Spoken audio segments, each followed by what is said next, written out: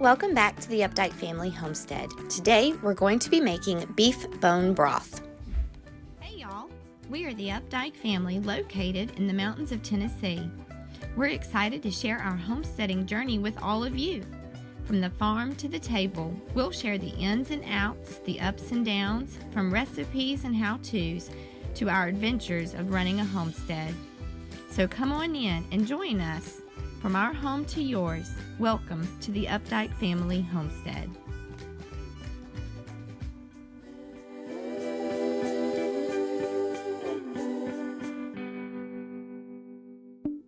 For this recipe, you're going to need at least a couple of pounds of beef soup bones, a few carrots, some celery, an onion, some garlic, salt, and pepper.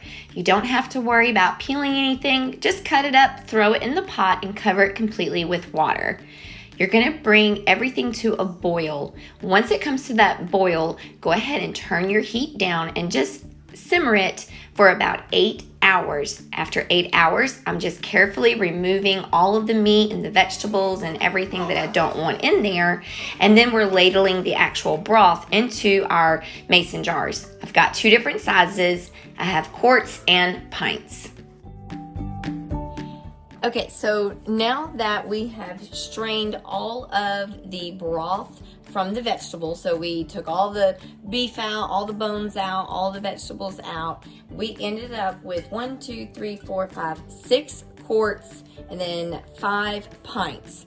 Now, where we live, which is in Tennessee, we are above 1,000 feet. So above sea level, 1,000 feet above sea level.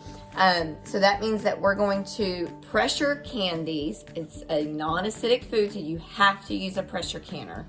So with the pressure canner, 15 pounds of pressure for 25 minutes. Before we seal, I've got some white distilled vinegar. I'm gonna just dab some onto a paper towel, and I'm going to wipe the rims to make sure that I get a really nice seal.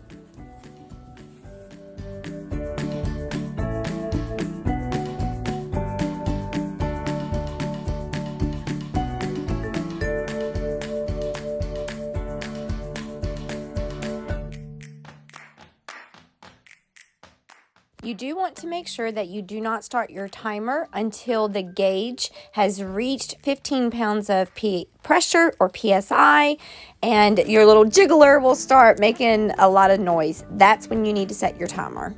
You definitely want to make sure that you wait 24 hours before you remove that outer ring, and you don't want to store them with that ring on. It's very important that you remember to remove the ring before storing, otherwise you could end up with a false seal.